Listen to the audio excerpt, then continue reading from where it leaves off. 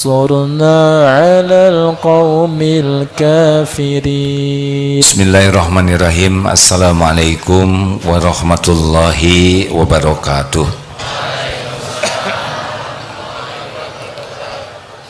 Alhamdulillahi rabbil alamin. Alhamdulillahilladzi anzala sakinah fi qulubil mu'minin liyazdadu imanan ma'a imanihim. Allahumma salli ala sayyidina Muhammad wa ala alihi wa ashabihi ajma'in. Allahumma inna nas'aluka ilman nafi'an. Allahumma aftah lana hikmataka ya Allah, wansur alaina rahmataka ya dzal jalali wal ikram. Allahumma a'inna ala dzikrik wa syukrik wa husni ibadatik. Wahai Allah yang maha menatap, berkahi majelis ini, jadikan pertemuan ini penggugur dosa-dosa kami, penguat iman kami, penambah amal soleh kami, pembersih hati kami. Jadikan majelis ini menjadi ladang keberkahan sisa umur kami. Taqabbal minna ya arhamar rahimin, innaka antas samiul alim. Amin ya rabbal alamin. Kita ulang dulu yang 160 supaya mengingat kembali apa yang dipelajari kemarin. Silakan Ustaz. Kajian Al-Hikam nomor 160. Bismillahirrahmanirrahim. Idza aradta ayyaftaha laka babar raja'i fashhad ma minhu ilaika, wa idza aradta ayyaftaha laka babal khawfi fashhad ma minka ilaihi. Apabila engkau ingin dibukakan oleh Allah pintu harapan, maka perhatikan kebesaran nikmat-nikmat dan rahmat Allah yang berlimpah-limpah kepadamu. Dan bila engkau ingin dibukakan bagimu pintu takut, maka perhatikan amal perbuatanmu terhadap Allah. Amalan yang paling disukai Allah adalah hati yang bertauhid. Semua nabi tugas utamanya adalah memperkenalkan Allah sehingga umat manusia mengenal Allah dan menuhankan hanya Allah. La ilaha illallah, tiada ilah selain Allah. Ini tugas yang paling utama dari semua rasul dan nabi, adalah memperkenalkan Allah sehingga benar-benar bersih, lurus, kuat tauhidnya. Di antara ciri ketauhidan seseorang adalah roja, harapnya itu hanya kepada Allah, tidak ada harap dari selain Allah. Bulat bahwa semua nikmat hanya milik Allah, semua nikmat hanya dari Allah, semua nikmat hanya bisa terjadi dengan izin Allah. Jadi orang yang tauhidnya bagus pasti tawakalnya hanya kepada Allah. Dan khauf, takutnya juga kepada Allah, tidak takut ke makhluk, karena makhluk tidak bisa memberi mudarat tanpa izin Allah. Nah, Imam Ibnu Athaillah mengatakan ada dua cara supaya kita berharap hanya dari Allah dan tidak pernah berputus asa kepada Allah. Caranya adalah lihat apa yang Allah karuniakan selama ini kepada kita. Dari mulai kita di rahim ibu, janin, dari mulai sel berbelah, terus setiap waktu kita ada dalam limpahan karunia Allah, tidak pernah berhenti sekejap pun juga. Adik-adik ini boleh pindah sini nak. Nah, pindah ya. Yang tidur-tidur, yang ngantuk-ngantuk di sini ya. Diisi oleh yang serius. Ya. Agak berat kalau di depan yang dilihatnya yang sedang tidur ya. Ini Abah setengah Abah. Adik-adik ke depan, adik-adik mungkin diberi tempat yang leluasa untuk istirahat ya. Adik-adik yang ngantuk boleh di pinggir sini atau cuci muka ya.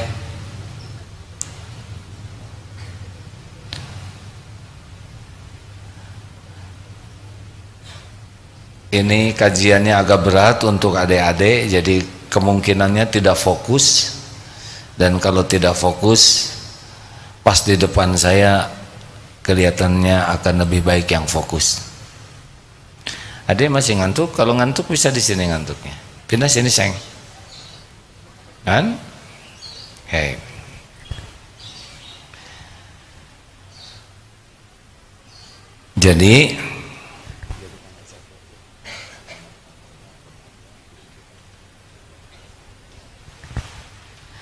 Jadi semua ancaman, bahaya, musibah itu tidak akan terjadi tanpa izin Allah.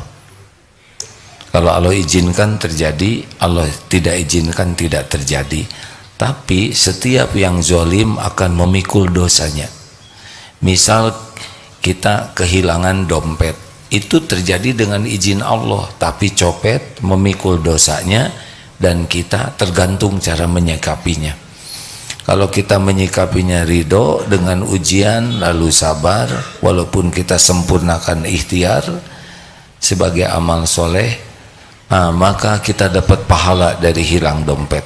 Termasuk di Palestina, penyerbuan Israel tidak bisa terjadi tanpa izin Allah, tapi Allah tidak ridho. Penyerbuan itu menjadi ujian bagi orang-orang yang beriman di Palestina, menjadi jalan syuhada bagi hamba-hamba Allah yang Allah pilih. Syahid itu susah. Kita susah di Indonesia ini mendapatkan syahid. Di sana dimudahkan oleh Allah. Kemudian yang terluka itu pasti ada perhitungannya di sisi Allah. Memang dizolimi, tetapi seperti kata anak Palestina, anak kecil, kami tidak ada rugi.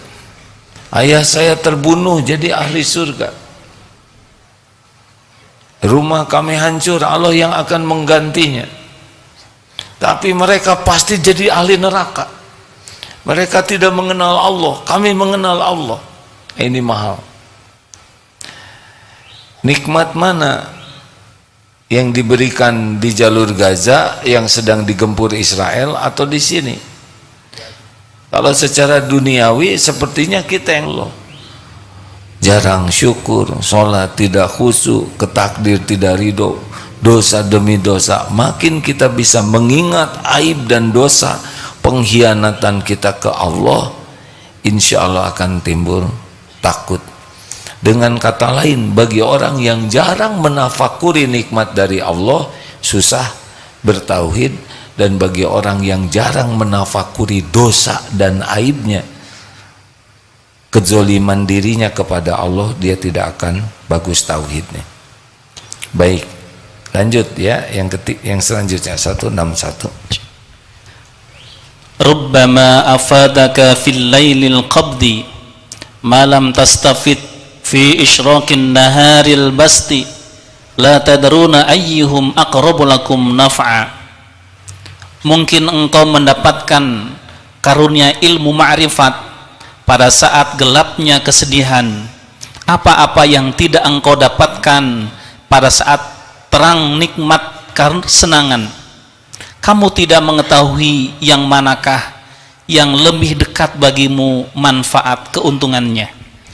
Yang menguntungkan bagi kita adalah yang membuat kita selalu ingat Allah, yakin ke Allah, patuh ke Allah, pasrah ke Allah. Itu yang menguntungkan. Kalau kita diberikan pujian, kemudian kita jadi lupa ke Allah, seakan-akan ini jerih payah saya, ini ide saya, ini perjuangan saya, ini pengorbanan saya. Kita dipuji oleh orang, wah bapak sukses, sudah bikin perusahaan, sudah bangun pesantren. Ya inilah ide saya, dulu saya, berarti dia gagal. Walaupun diberi perusahaan, walaupun diberi pesantren, karena dia sudah lupa kepada Allah, malah jadi ujub menuhankan dirinya. Karena harusnya ketika pujian datang kepada kita, kita langsung hilang. Alhamdulillahi Rabbil Alamin. Wah, pesantrennya bagus, semuanya adalah ciptaan Allah. Semua sudah tertulis di Lauh Mahfuz. Tidak ada yang membesarkan selain Allah, tidak ada yang membangun masjid selain Allah, tidak ada yang mendatangkan santri selain Allah. Semuanya adalah min fadlir rabbik. Dan asli itu pengakuannya bukan acting ya, bukan ingin disebut tawadu. Karena ada yang saya tidak punya apa-apa, tapi tujuannya adalah supaya dianggap tawadu. Itu tidak asli. Benar-benar hatinya yakin, saya mikir apa? Kalau Allah nggak ngasih otak ke saya, tidak bisa mikir. Saya mikir ide apa? Kalau Allah tidak ngasih ide ke saya, tidak bisa mikir. Kita berjuang apa? Kalau Allah tidak ngasih tenaga, tidak ada yang bisa kita lakukan. Kita nyumbang, siapa yang ngasih rezekinya? Kalau Allah tidak ngasih rezekinya, kita tidak bisa nyumbang. Jadi orang yang benar-benar diberi nikmat dan dia menghilang, yakin semua nikmat ini milik Allah, dari Allah, sehingga tidak ada yang dipikir dari nikmat ini selain syukur. Lulus.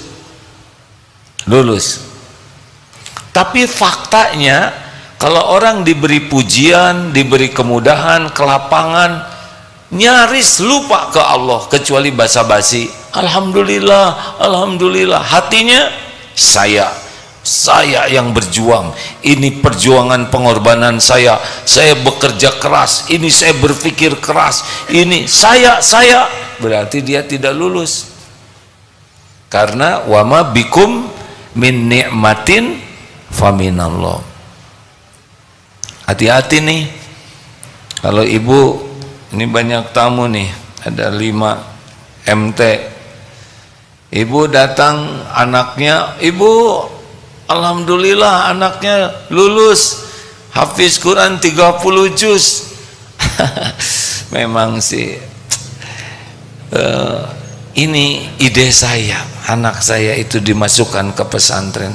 Suami saya sih sebetulnya kurang mendukung. Aduh, udah ngangkat diri, ngejatuhin suami. Bagaimana bu supaya anaknya jadi hafiz Quran? Ya saya tiup aja keningnya. Padahal kutu aja yang pusingnya.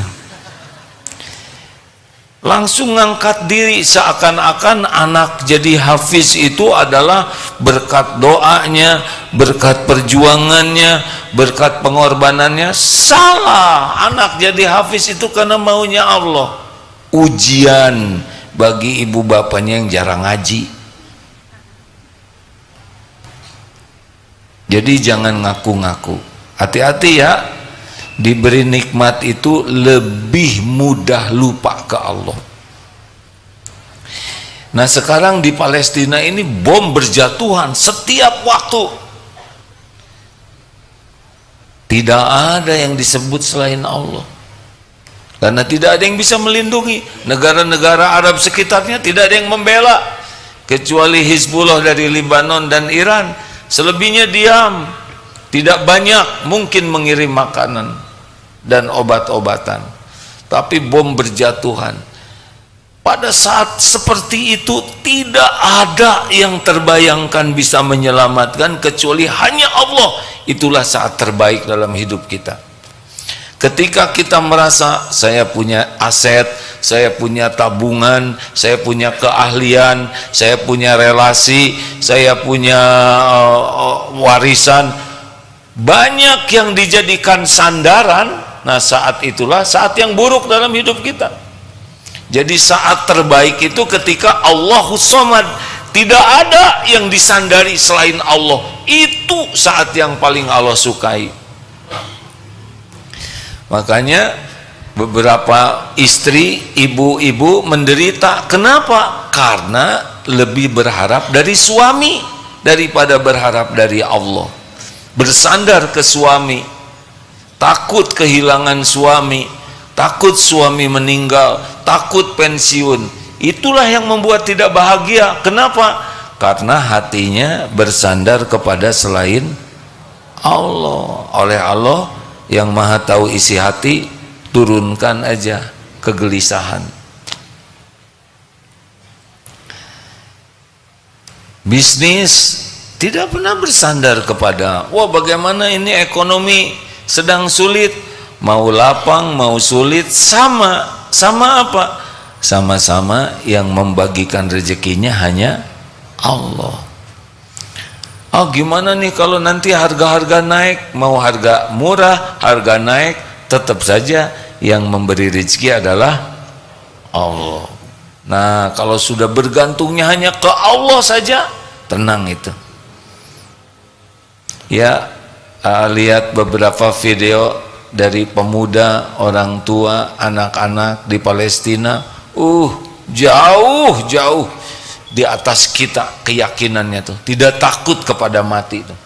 Yakin mati dalam peperangan di jalan Allah itu adalah syahid.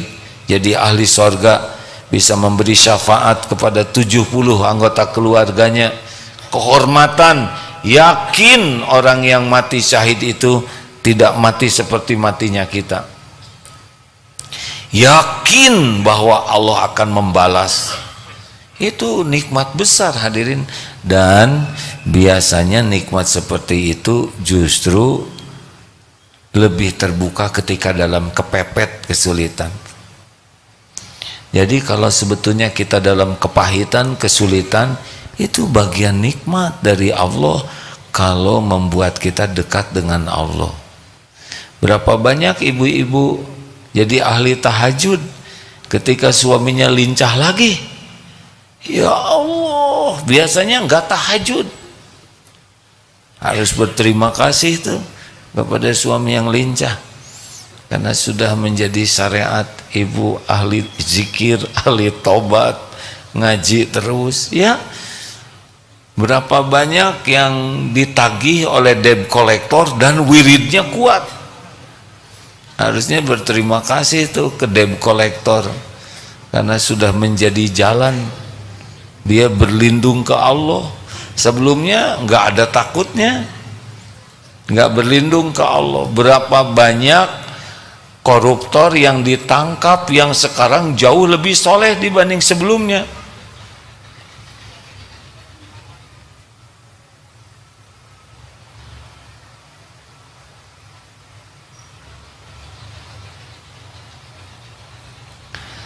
Di penjara jadi bagus sholatnya, jadi ngaji, itu nikmat itu, dibanding jadi pejabat sebelum ditangkap sholat belang betong, Jumatan tidak mau telat 2 kali, yaitu kalau ke masjidnya telat pulangnya duluan.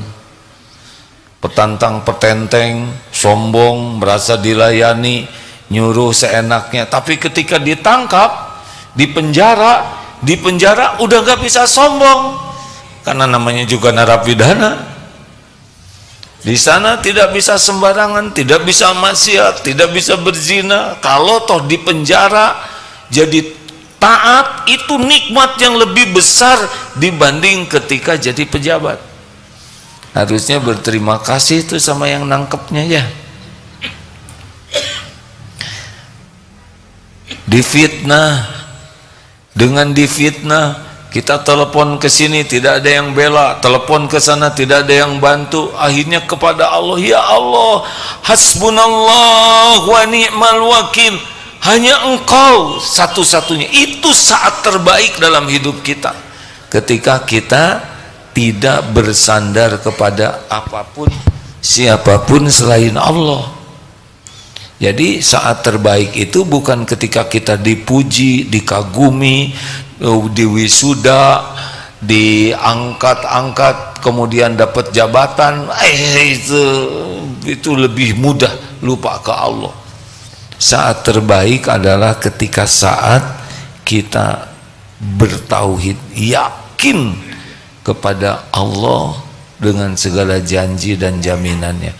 Apakah mungkin kita dipuji bisa bertauhid? Mungkin. Kalau ketika dipuji yakin ini pujian adalah ujian.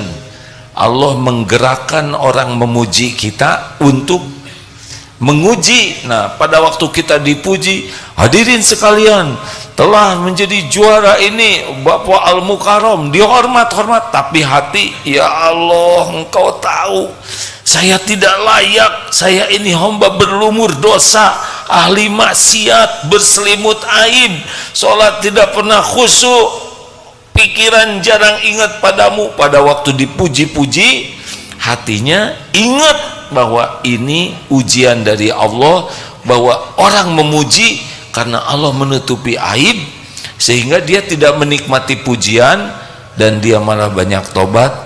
Itulah saat terbaik, ketika hilang diri kita, yang ada adalah karunia Allah semata.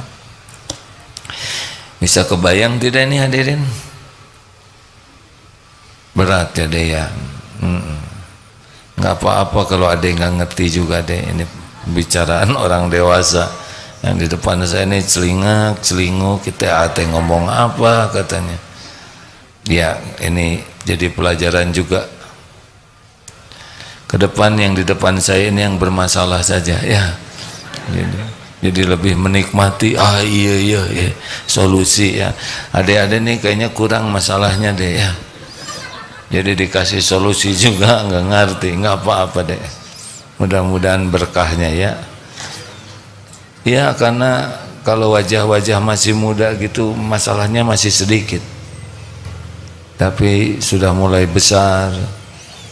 Seperti yang SMA dengan kuliah beda masalahnya. Sudah kuliah lebih stres, lulus kuliah lebih stres lagi karena belum dapat kerjaan.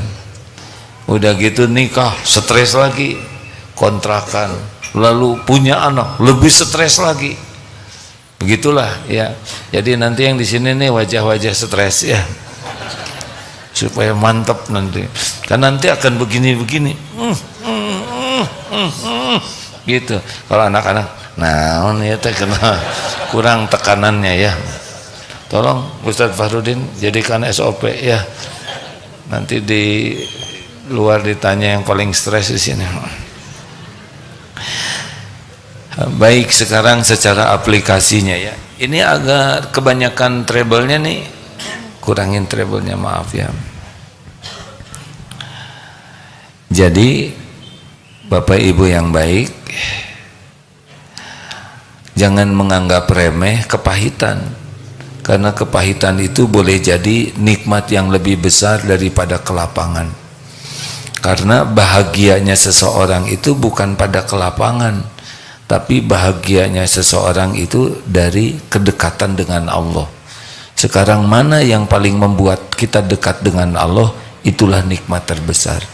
Ada kalanya lumpuh, ada kalanya dengan jadi buta, ada kalanya dengan bangkrut, ada kalanya dengan ditipu, ada kalanya dengan dipenjara. Pokoknya banyak kepahitan itu lebih memudahkan orang dekat ke Allah. Jadi artinya apa? Artinya kalau kita sedang diberi kelapangan, mudah, sehat, lancar, harus lebih waspada. Harus lebih waspada. Karena kelapangan ini lebih mudah kita melupakan Allah dan berarti tidak lulus. Usaha lancar, untung besar, tiap keperluan ada, tapi pada saat yang sama sholat telat, udah telat cepat, udah gitu jarang ingat Allah, malah ingat yang lain-lain di waktu sholatnya. Tidak mau sholat sunnah karena ada urusan itu. Padahal rezeki makin banyak, anak dipuji di sana, masuk ke perguruan tinggi yang disukai, terus semua dunia itu diwawai. Dunia ini mudah, suaminya dipromosikan karirnya bagus, ibu ke salon aja langsung bisa didempul dan di operasi plastik ya, lancar, operasi plastiknya tidak gagal, semua dimudahkan urusan dunia. Tapi saat yang sama ke Allah tidak ingat, tahajud tidak ingat, baca Quran jarang, kemudian zikir jarang, doa juga jarang. Ketika ditanya kenapa jarang doa, habis semuanya udah ada, mau minta apa lagi? Waduh, padahal minta syukur, minta ampun ke Allah, rezekinya belum dipakai benar. Hati-hati, hati-hati. Yang dipuji, yang dikagumi, yang lancar, yang banyak subscribernya, yang badannya sehat terus, yang urusannya lungsur langsar, tapi tidak nambah syukur ke Allah, berarti itu kena musibah. Sebaliknya, yang difitnah, yang sakit, yang ketipu, yang PHK, yang disakitin pendamping hidupnya, atau kejadian pahit apapun, tapi membuat dekat dengan Allah, itu nikmat yang sangat besar. Jadi mari kita lihat paradigma nikmat besar itu jangan dari pandangan duniawi, tapi jadi dekat dengan Allah atau tidak. Masih ingat kisah yang ada yang nanya itu, saya ini padahal sholat saya masih belang betong katanya, tapi bisnis saya lancar, proyek-proyek saya bagus semua, mobil bagus, badan saya nggak sakit-sakit, keluarga saya juga lancar, padahal saya jarang sholat, Jumatan juga langka, zakat juga nggak saya, padahal saya juga suka maksiat. Misal ada yang berkata begitu, tapi saya tidak kena musibah, tidak ada yang memfitnah. Justru musibahnya itu, musibahnya dimudahkan dunia tapi terhalang untuk dekat dengan Allah, tidak pernah ke masjid, tidak bisa tahajud, tidak saum, tidak baca Quran. Itu musibahnya, ditutup jalan untuk bisa mendekat ke Allah. Baik, begitu. Ada pertanyaan? Jadi jangan dulu merasa bahagia ya, nanti yang jadi presiden itu juga cobaan. Mudah-mudahan kita punya presiden yang soleh. Bisa lanjut. Mudah-mudahan kita menjadi punya pemimpin negara yang berakhlakul karimah. Udah, setelah kita ini data tamu kunjungan Rumah Quran Nurul Jami. Bukan amin, ngacung bu. MT Miftahul Jannah. Udah, jangan nyebut-nyebut itu. MT Az-Zahrah mana? Di atas, alhamdulillah. Iya bu.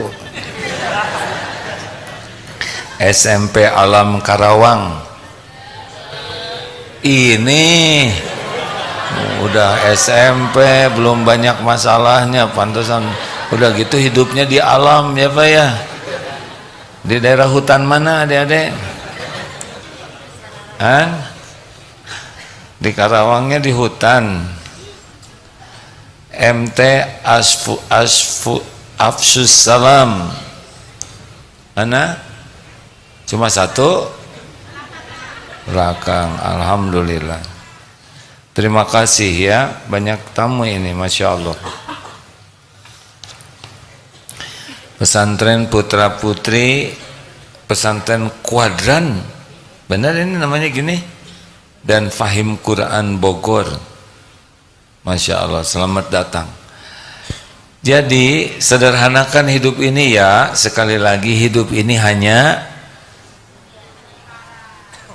apa? Hanya mampir. Di dunia ini hanya mampir. Dunia ini hanya mampir, hadirin. Ingat, pencipta kita siapa? Tuhan kita siapa? Kita sebagai apa? Hamba Allah. Dunia ini apa? Pelayan kita. Allah Tuhan kita, kita hamba Allah. Dunia berikut isinya pelayan kita. Kalau ini pas, kita bahagia. Terjadinya tidak bahagia kalau pindah ke sini nih, dari menuhankan Allah turun ke bawah jadi menuhankan dunia, menuhankan harta, menuhankan gelar, menuhankan jabatan, menuhankan penampilan, menuhankan pujian orang. Sekarang lagi tren menuhankan followers, menuhankan apa yang itu posting apa namanya, konten, ya, namanya hakon, hamba konten. Semua demi konten. Ada yang menuhankan syahwat, menuhankan amarah, itu di bawah di sini. Makanya tidak akan bahagia dan tidak akan mulia serta tidak selamat. Yang benar itu dunia berikut isinya pelayan kita. Ini seperti kursi ini pelayan saya, ya, pakaian, mikrofon ini melayani saya dalam mengabdi kepada Allah. Tapi bukan kita pelayan dunia. Nah, banyak orang yang hidupnya diperbudak harta. Apa cirinya? Sebetulnya ini buat ceramah nanti malam ini. Mau tidak disebut hamba dunia? Mau tidak? Hamba dunia mau, budak dunia mau, dasar anak-anak SMP tengarti mau katanya. Kurang dewasa deh. Mau disebut ini hamba dunia, diperbudak dunia, mau tidak? Berarti kita sepakat bahwa hamba dunia tuh jelek. Nih beberapa ciri-cirinya, Bu, Ibu. Khusyuan mana ibu-ibu? Sholat atau dandan? Nah, ciri itu. Kalau hamba Allah khusyuan sholat, kalau hamba penampilan khusyuan gitu, ya kan?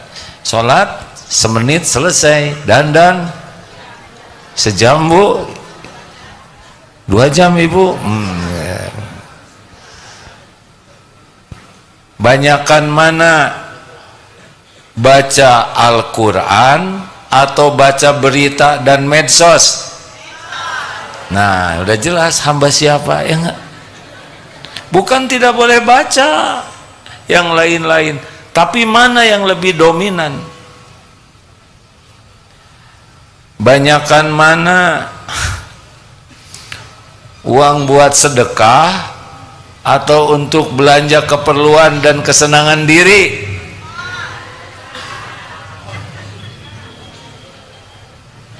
Nah, itu bisa dilihat nih, mana yang lebih dipikirkan, ingin dipuji Allah atau dipuji manusia?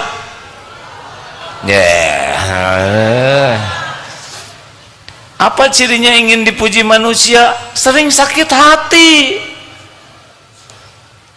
Kalau orang yang senang dipuji Allah mah nggak ada sakit hati. Makin sering luka, makin sering tertekan, makin sering perih, itu pasti ngarep-ngarep dari selain Allah. Sebab kalau ngarep-ngarep dari Allah tidak akan seperti itu hatinya, tenang. Mikir.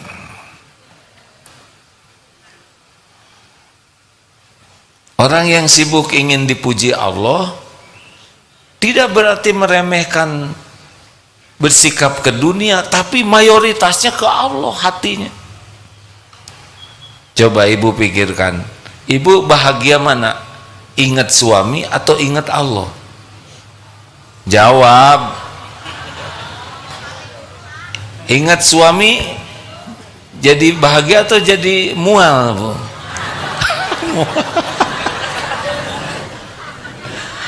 Mual. Bu, ibu jangan memuntahkan kedendaman di sini ya, biasa aja nyebut mualnya. karena nada itu mencerminkan penjiwaan. Kebanyakan ingat orang, hati jadi tenang atau gelisah? Gelisah. Bukan tidak boleh ingat orang, gimana kita gaul dengan orang, tapi tiap ingat orang langsung ingat Allah, baru tenang, baru benar. Kalau ingat orang terus-terusan, nggak pernah bahagia hidup ini.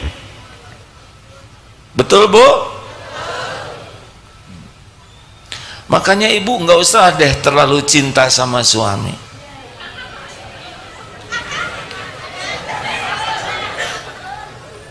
Ngelawan. Ini nasihat benar, Bu. Saya tidak mengatakan tidak boleh cinta, bukan. Jangan terlalu cinta. Cinta yang nggak ada masalah. Tapi kalau sudah terlalu, itu sudah akan menuhankan suami. Jangan terlalu cinta ke suami, karena suami ibu belum tentu. Kenapa ini? Ada masalah nih pengajian-pengajian ini ya? Seperti yang memuntahkan jiwa tertekan. Karena suami ibu itu belum tentu, bukan belum tentu benar. Suami ibu mah boro-boro ngebahagiain istrinya, ngebahagiain diri sendiri aja susah. Bener Pak? Ini wajah-wajah menunduk begini, wajah-wajah tertekan. Bapak ingat istri bagaimana? Aduh itu dia, makanya saya itikaf juga, begitu. Ternyata itikaf lebih tenang daripada di rumah, karena di masjid lebih ingat Allah, di rumah ingat cicilan. Bukan tidak boleh mikir makhluk, tapi jangan kelamaan, harus langsung ingat Allah. Ingat anak, ingat Allah. Anak saya belum sholat, ingat Allah. Allah yang bisa memberikan taufik anak bisa sholat. Kenapa ya anak saya belum mau sholat? Ini ujian dari Allah. Jangan-jangan karena ibu bapaknya jarang tobat. Wa ma asobakum min musibatin fabima kasabat aidikum. Musibah apapun yang ada padamu diundang oleh tanganmu sendiri, dosamu. Astagfirullah ya Allah, ya Allah, saya ngaku saya belum jadi orang tua yang benar, saya belum jadi contoh yang baik, saya sholatnya juga jarang khusyuk, saya ngajinya juga tidak ngerti, mulut saya sering marah-marah. Astagfirullah. Gara-gara lihat anak belum baik, langsung ingat Allah. Allah yang membulak-balik hati anak, supaya dibulak-balik hati anak.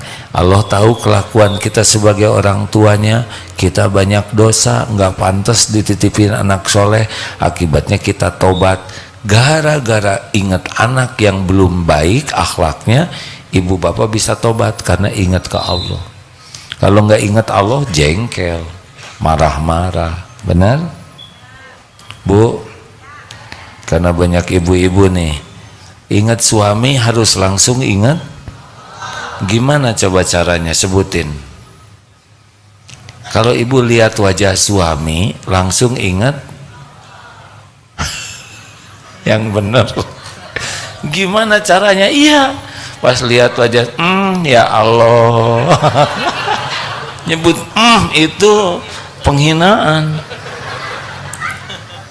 Dulu mah misal ibu bangun, suami lagi tidur ngorok, ibu teh jangan kieu pisan, apalagi sudah nonton drakor sebelumnya, drama Korea ganteng-ganteng karena pakai wajah plastik ya. Lihat suami, ya Allah, ini ciptaanmu. Gak boleh, kok gagal? Gak boleh, udah sempurna itu. Petot-petot juga halal.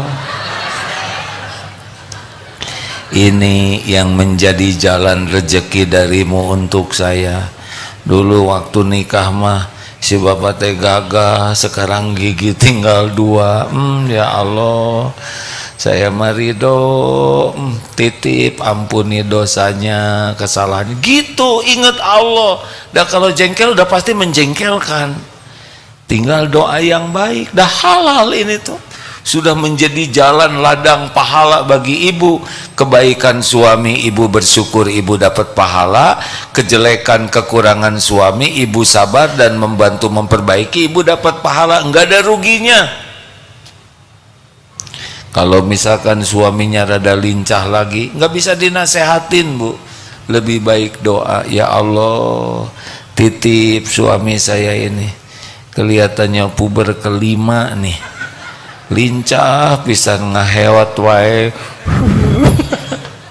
nyisir terus, ya titip ya Allah, titip, jaga pandangannya, jaga hatinya. Itu lebih efektif daripada awas siapa tong gitu-gitu, nggak ngepek, makin lincah, ada alasan di rumah mah horor katanya. Jangan diancam, ke Allah aja. Sholat lagi, suami dinas luar malam-malam sholat, ya Allah, engkau tahu suami saya di mana, sedang apa, titip ya Allah, hanya engkau. Allah lihat tidak ibu sholat? Jawab. Lihat tidak? Allah dengar tidak doa ibu? Allah tahu keresahan hati ibu tidak? Allah tahu ibu meminta tolong ke Allah tidak? Tahu tidak? Disia-siakan tidak oleh Allah? Bandingkan dengan si ibu cemburu buta, awas siapa tong kamana wae mana teh di video call selalu patroli, nggak ngepek karena mengandalkan selain Allah. Jelas? Nah seperti itulah kurang lebih hidup ini. Sama urusan apapun, jangan kelamaan. Coba mikirin hutang, lama-lama jadi bahagia, jadi stres. Kok kompak begitu?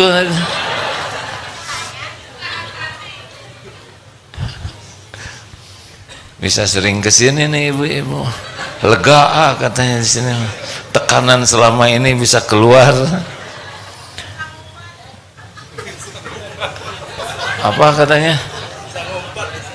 Bisa teriak sambil ngumpet, Bu. Yang sok gimana ibu aja ya, udah capek-capek, udah ngongkos, masa nggak teriak ya.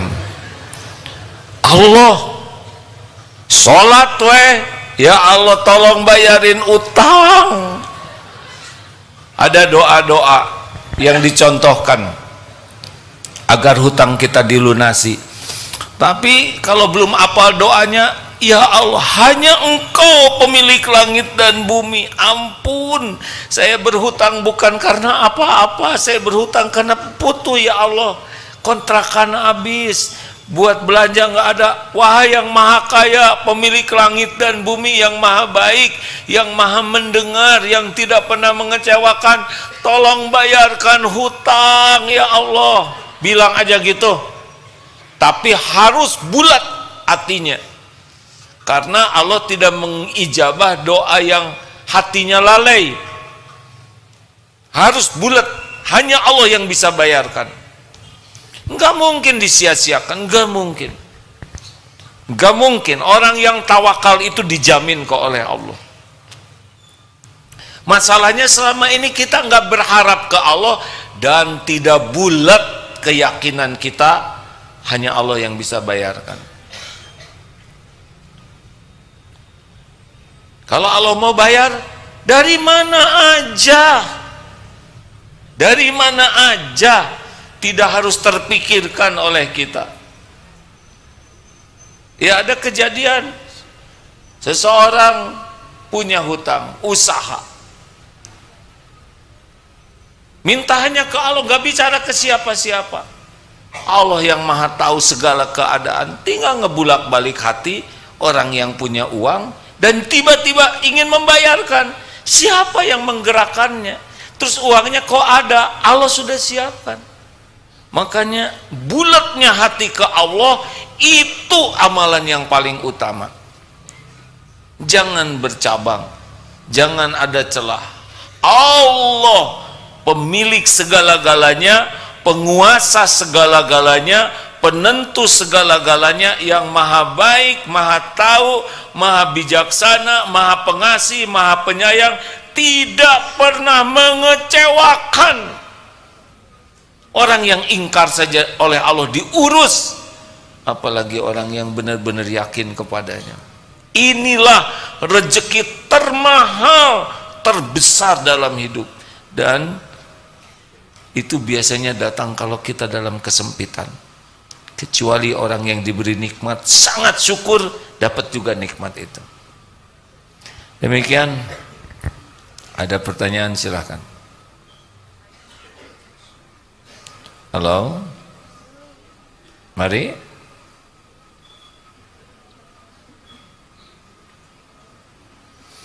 Ini Ndud lagi nonton ya, Ndud. Ndud ini sahabat saya yang oleh Allah ditakdirkan lumpuh. Adik kakaknya bernama Teh Isoh, kalau nggak salah 46 tahun sudah lumpuh, berbaring duanya. Ibunya meninggal, bapaknya meninggal, tapi tetap saja rezekinya datang sendiri.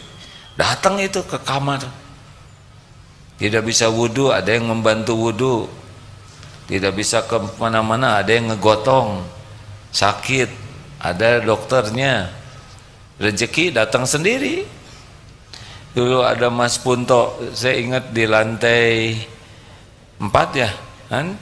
Di lantai 4 tunanetra, kakinya lumpuh. Ini ganda nih, mata nggak lihat, kaki lumpuh. Gimana rezekinya? Naik itu dari bawah tuh, merayap set ke tangga ini terus saja. Mendekat ke kamarnya, masuk tuh rezekinya tuh, piring, sendok, gelas, masuk. Ada aja di depannya, dibawa oleh santri maksudnya. Bukan merayap sendiri, ada yang bawa. Allah gerakan. Sekarang tidak di sini. Sekarang di mana? Dengan istrinya, ya. Di buah batu. Oh, Allah gerakan, ada muslimah yang mau jadi istrinya. Begitulah. Ya, semuanya ada yang ngatur. Ada pertanyaan, silakan. Kalau tidak ada, alhamdulillah. Adakah? Nyari di sini kan? Ada? Kalau tidak, lebih baik tidak ya.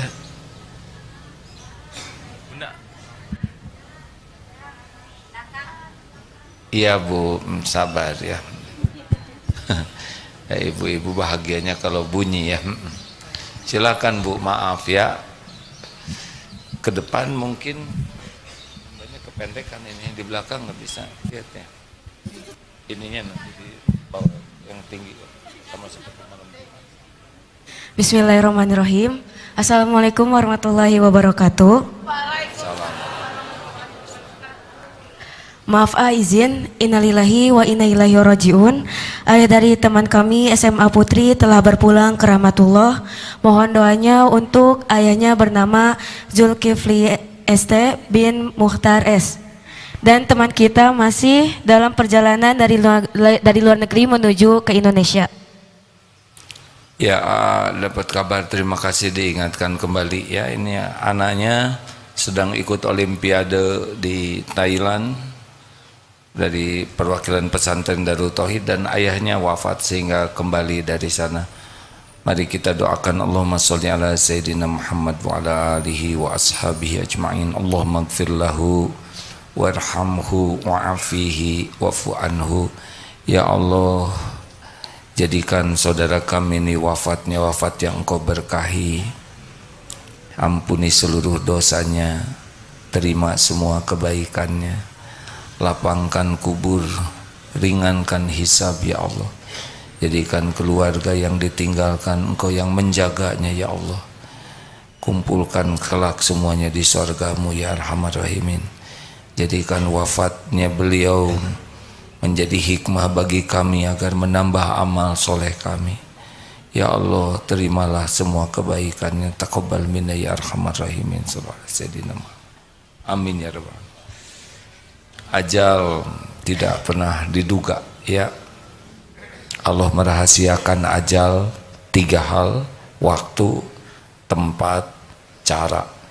Kita akan meninggal pada waktu yang ditetapkan, kita akan datang ke tempat kita dicabut nyawa, dan dengan cara yang Allah kehendaki. Orang tidak bisa meninggal kecuali dicabut nyawanya oleh malaikat atas perintah Allah. Walaupun bunuh diri, kalau tidak dicabut nyawa tidak bisa mati. Tapi kalau bunuh diri dan dicabut nyawanya, maka dia mati rugi. Orang yang meninggal dalam kebaikan disebut husnul khotimah.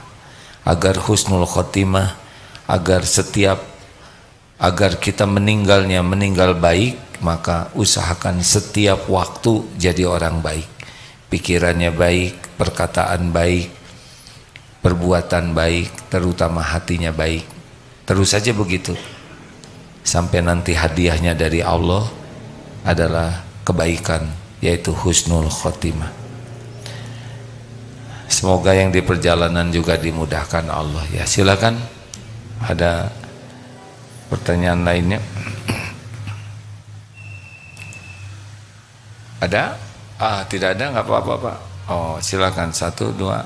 Maaf ya Pak, ada yang bisa bantu? Insya Allah nanti malam kajian Ma'rifatullah, yaitu tentang ciri-ciri pecinta dunia. Tadi baru sedikit, ya. Nanti kita akan tahu sebetulnya kita tuh pecinta dunia atau tidak, walaupun tidak mau ngaku. Iya Pak. Mim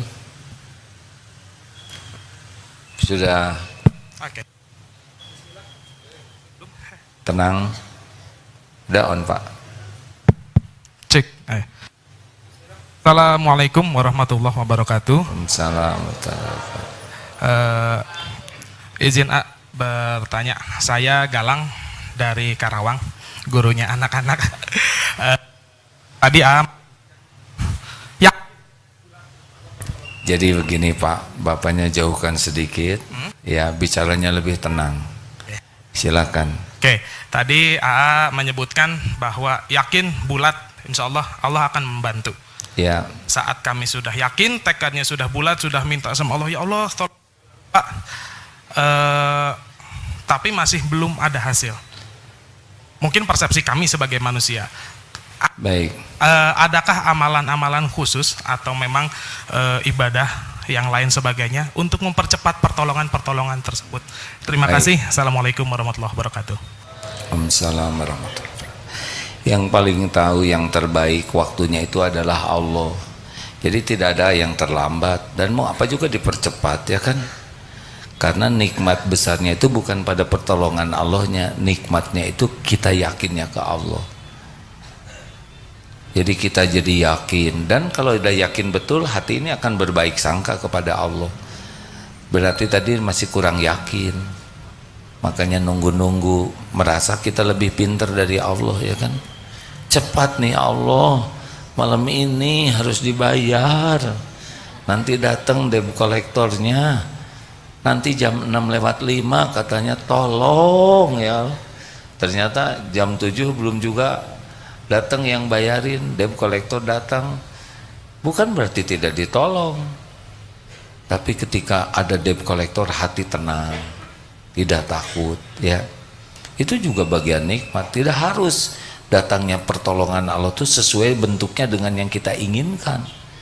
Waktunya juga tidak harus. Yang penting kita mah minta tolong terus ke Allah. Nanti dikasih pertolongan kalau kita belum siap jadi ujub. Cuman sekali doa beres nih, Allah menurut ke saya gitu. Jadi doraka, ya. A'udzubillahi minasyaitonirrajim wa asa an takrahu syai'a wa huwa khairul lakum. Boleh jadi engkau tidak menyukai padahal baik menurut Allah bagimu, dan sebaliknya boleh jadi engkau suka padahal buruk menurut Allah. Wallahu ya'lamu wa antum la ta'lamun. Allah Maha tahu, kalian tidak tahu.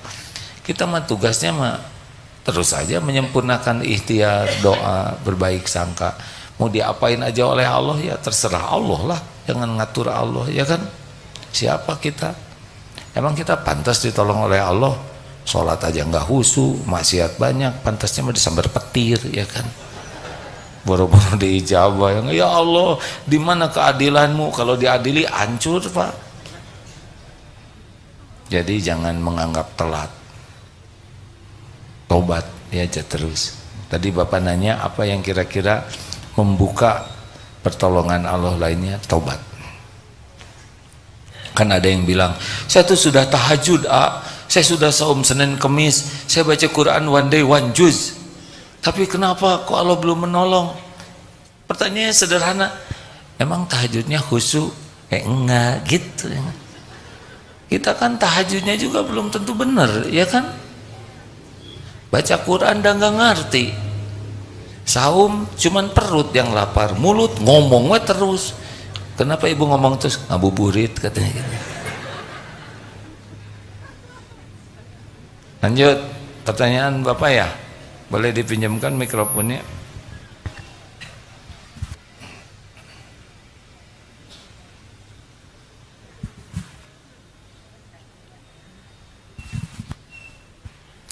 Bismillahirrahmanirrahim. Assalamualaikum warahmatullahi wabarakatuh. Perkenalkan, saya nama Yaya Sunaria, asal Bandung.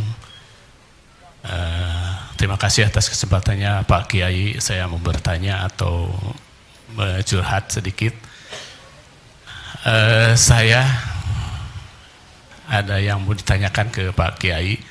Seandainya saya pernah menolong seseorang, Pak, dalam kesempitan gitu, Pak, lalu saya menyebut-nyebutnya kebaikan saya, dan saya keluar ucapan, kalau dia tidak ditolong sama saya, apa jadinya? Terus pertanyaan saya, apakah itu termasuk syirik atau menduakan atau merasa mendewakan diri sendiri selain Allah? Terima kasih, Pak. Assalamualaikum warahmatullahi wabarakatuh. Waalaikumsalam. Itu termasuk dosa yang besar karena sudah ujub, merasa kita yang menolong, padahal aslinya Allah menolong beliau. Memang itu udah rezeki beliau, hanya kita dipilih oleh Allah jadi jalan sebagai ujian.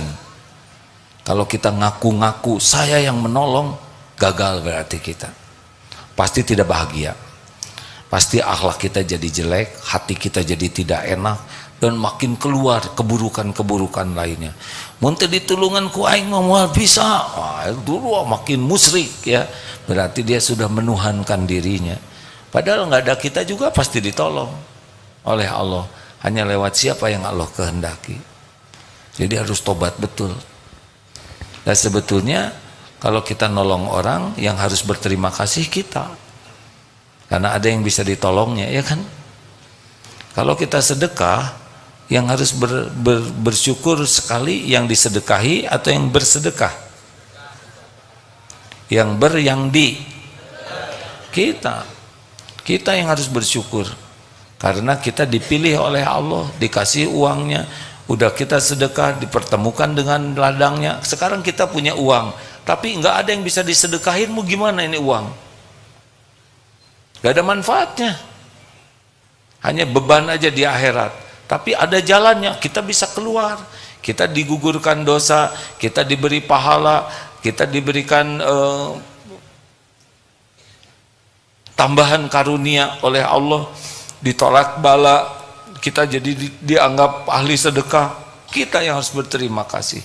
Pernah ada yang wakaf ke sini, kemudian terima kasih, ih salah, bukan yang berterima kasih, kami yang berterima kasih. Sudah diberitahu ada ladang amal, diberi kesempatan, kami yang berterima kasih. Itu yang benar. Lakukan, lupakan, itu yang paling enak, Pak. Karena bukan kita, ini Darut Tauhid, ngebangun Darut Tauhid, enggak sama sekali.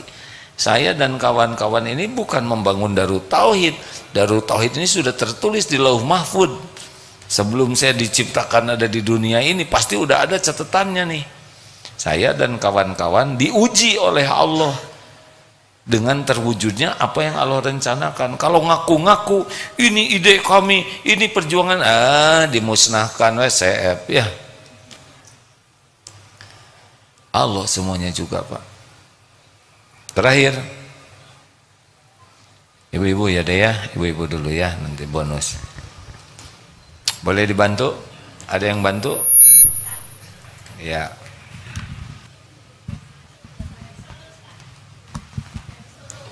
Ibu dari mana? Oh dari Solo. Ya, selamat ulang tahun ya Bung. Ibu mau apa? Mau nanya? Oh belum di absen. Belum di absen. Nggak bisa Bu, maaf, kurang terdengar. Ini mikrofonnya di sini. Gimana?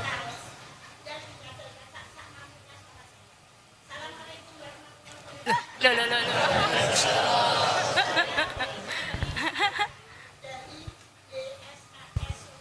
Alhamdulillah. Ya, saya terjemahkan ya Bu, karena banyak yang menyimak lewat medsos ya. Ibu bisa.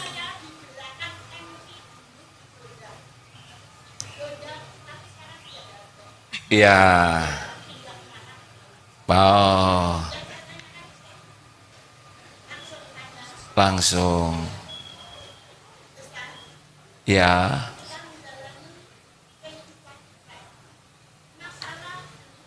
Masalah demi masalah timbul. Alhamdulillah. Bukan kita lalui, ibu lalui ya Bu ya. Saya beda lagi.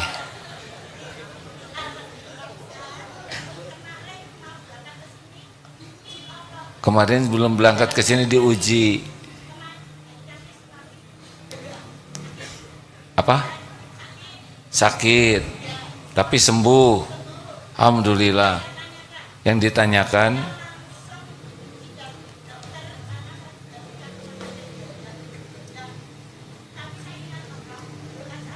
ya doa ibu.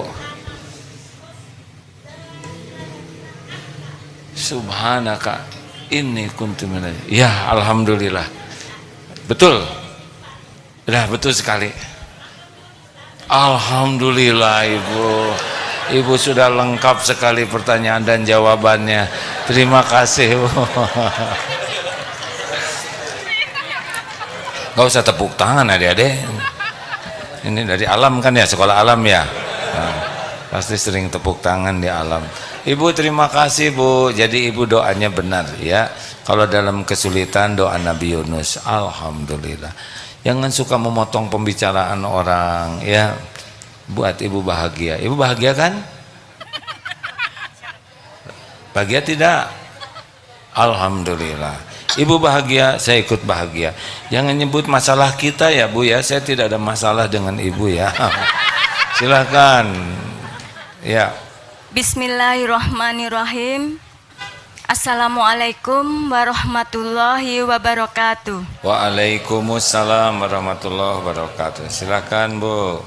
Saya Ibu Devi Arsyani dari RQ Nurul Jami Cilegon. Alhamdulillah.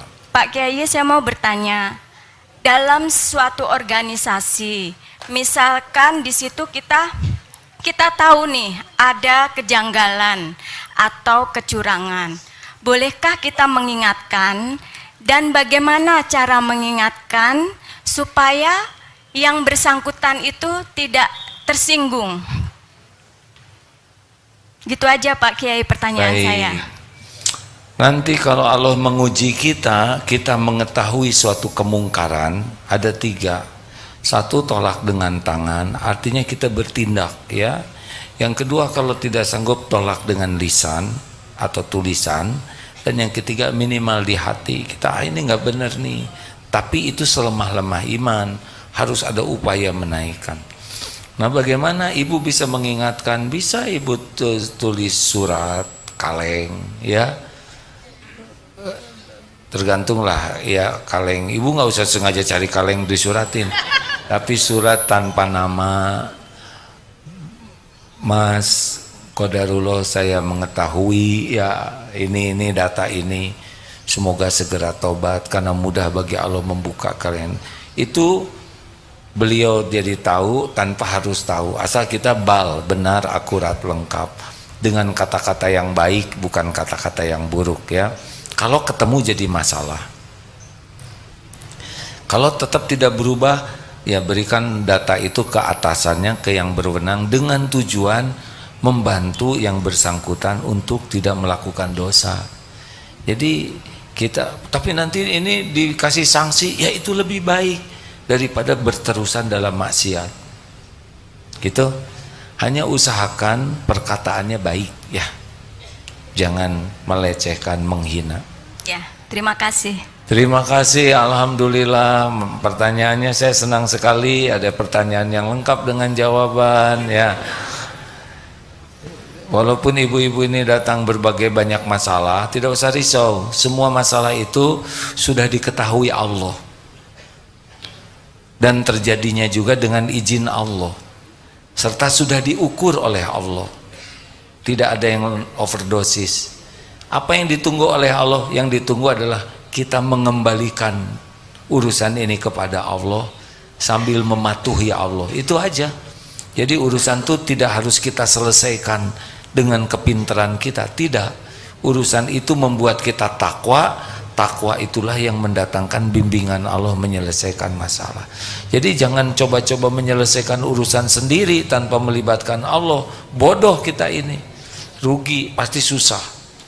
Karena mudah dan susahnya masalah itu tergantung Allah nolong kita atau tidak. Kalau Allah nolong kita, mudah. Kalau Allah tidak nolong, yang sederhana aja susah.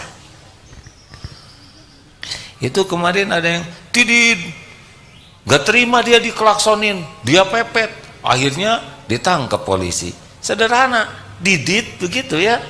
Coba kalau ada yang tidid, tinggal kita jawab tid gitu. Tapi masalah cetek saja banyak yang tidak bisa melewatinya karena jauh dari pertolongan Allah. Bu, mau ditolong oleh Allah nggak Bu? Jaga sholatnya ya, TBM, tepat waktu, berjamaah, kalau bisa di masjid terutama lelaki. Perbanyak sholat sampai 40 rakaat, 17 fardu, selebihnya rawatib, tahajud dan sunnah lainnya. Kemudian apalagi sedekah. Pokoknya kalau ingin ditolong oleh Allah langsung ingat wal yang alladzina yunfikuna fis sarra'i wad dharra, sedekah. Saya nggak punya uang, pakai makanan. Nggak punya makanan, pakai barang. Nggak punya barang, pakai tenaga. Nggak punya tenaga, pakai omongan baik. Saya nggak bisa ngomong baik, jangan ngomong jelek, itu pun sedekah.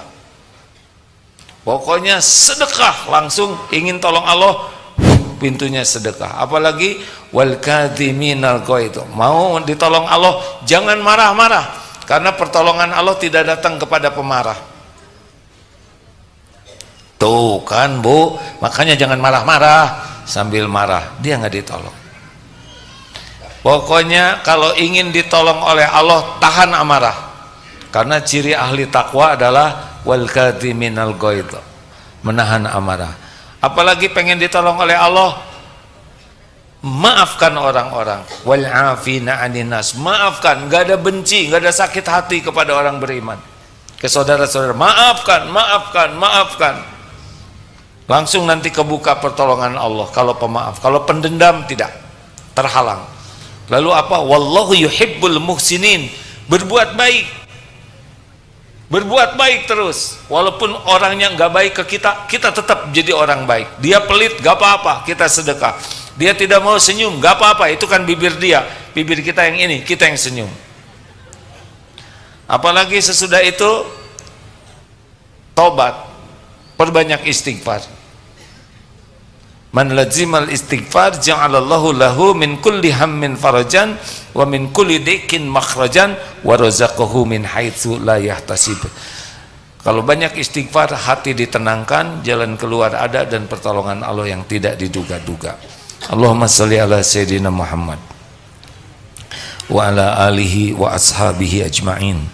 Ya Allah, wahai yang maha menatap, wahai yang mengumpulkan kami, wahai yang maha tahu siapa diri kami yang sesungguhnya, ampuni dosa kami ya Allah. Ampuni semua dosa yang kami lakukan sepanjang hidup ini. Allahumma inna nas'aluka taubatan nasuha wa taubatan qoblal maut wa rahmatan indal maut wa magfiratan ba'dal maut. Allahumma hawin alaina fi sakaratil maut. Allahumma inna nas'aluka husnal khatimah wa na'udzubika min su'il khatimah. Allahumma ighfir lana wa liwalidina warhamhum kama rabbawna sigara. Ya Allah, ampuni semua akhlak buruk kami kepada orang tua. Ampuni dan sayangi orang tua kami ya Allah. Berkahi sisa usianya, karuniakan husnul khotimah, lapangkan kubur, ringankan hisab, jadikan ibu bapak kami ahli surga. Golongkan kami jadi anak yang tahu bakti, tahu balas budi. Allahumma ighfir lil mu'minina wal mu'minat wal muslimina wal muslimat al ahya'i minhum wal amwat. Ya Allah, ampuni guru-guru kami, para ulama yang menjadi jalan hidayah-Mu kepada kami. Muliakan keluarga dan keturunannya. Ampuni hamba-hamba-Mu yang berbuat baik kepada kami, yang terang-terangan, yang sembunyi-sembunyi. Engkau Maha Tahu. Golongkan kami menjadi hamba yang tahu balas budi. Ampuni ya Allah hamba-hamba-Mu yang pernah kami zolimi, sengaja tidak sengaja. Lindungi kami dari perbuatan zolim dan lapangkan hati saudara kami memaafkan kami. Ampuni dan sayangi orang-orang yang pernah menyakiti kami ya Allah. Cegahlah dari perbuatan zalim terhadap siapapun. Allahumma a'izzal Islam wal muslimin. Allahumma ansur ikhwanana mujahidin fi Palestin. Tolonglah ya Allah saudara-saudara kami di Palestina. Engkau menyaksikan segalanya, Engkau mengetahui segalanya. Ya Allah, kami mohon teguhkan keyakinan iman sahabat saudara-saudara kami. Berikan ketenangan dalam segala keadaan ya Allah. Lindungi ya Allah dari kejahatan kaum zalimin. Jadikan setiap yang wafat Engkau jamu ya Allah jadi syuhada di surga-Mu. Jadikan yang terluka Engkau kuatkan, Engkau sembuhkan, Engkau muliakan. Ya Allah, jangan biarkan kaum zalimin berjaya ya Allah. Semuanya ada dalam genggaman-Mu. Hasbunallah wa ni'mal wakil, ni'mal maula wa ni'man nasir. Persatukan kaum muslimin muslimat ya Allah. Ampuni kami belum bisa berbuat banyak ya Allah. Berikan kemampuan bagi kami berbuat sesuatu selain dengan doa ini. Namun ijabah doa kami ya Allah. Mampukan kami berbuat sesuatu untuk membebaskan Masjidil Aqsa dari kaum Yahudi ya Allah. Hanya Engkau yang maha kuasa menolong. Hasbunallah wa ni'mal wakil, ni'mal maula wa ni'man nasir. La ilaha illa anta subhanaka inna kunna minaz zalimin. Rabbana atina min ladunka rahmah wa hayyi lana min amrina rasyada. Ya Allah, jadikan jamaah hadir ini, para tamu ini Engkau muliakan dengan ilmu yang manfaat, amal yang Engkau terima. Karuniakan iman yang teguh ya Allah, lahir batin sehat wal afiyah, rezeki yang halal barokah. Undang ke Baitullah ya Allah, sempurnakan menjadi haji hajah mabrur mabrurah. Istiqomahkan dalam iman Islam, dalam amal soleh ya arhamar rahimin. Jadikan akhir hayat kami semua husnul khatimah wa na'udzubika min su'il khatimah. Rabbana atina fid dunya hasanah wa fil akhirati hasanah wa qina azaban nar. Subhana rabbika rabbil izzati amma yasifun wa salamun alal mursalin walhamdulillahi rabbil alamin. Pesan khususnya ke tamu yang mungkin nanti tidak ketemu lagi ke sini, kalau pilpres nanti jangan sampai busuk hati karena pilpres ini ya. Tinggal pilih yang mana yang kira-kira paling dekat dengan Allah, kemudian kita istiqoroh, coblos, dan tidak usah sibuk mengomentari pilihan orang lain. Ada yang lebih penting, yaitu kita tetap bersatu, ya, jangan busuk hati karena pilpres. Walaupun kita punya pilihan, orang lain juga punya hak memilih yang berbeda dengan kita. Mudah-mudahan Allah mengaruniakan kepada kita pemimpin yang adil. Assalamualaikum warahmatullahi wabarakatuh.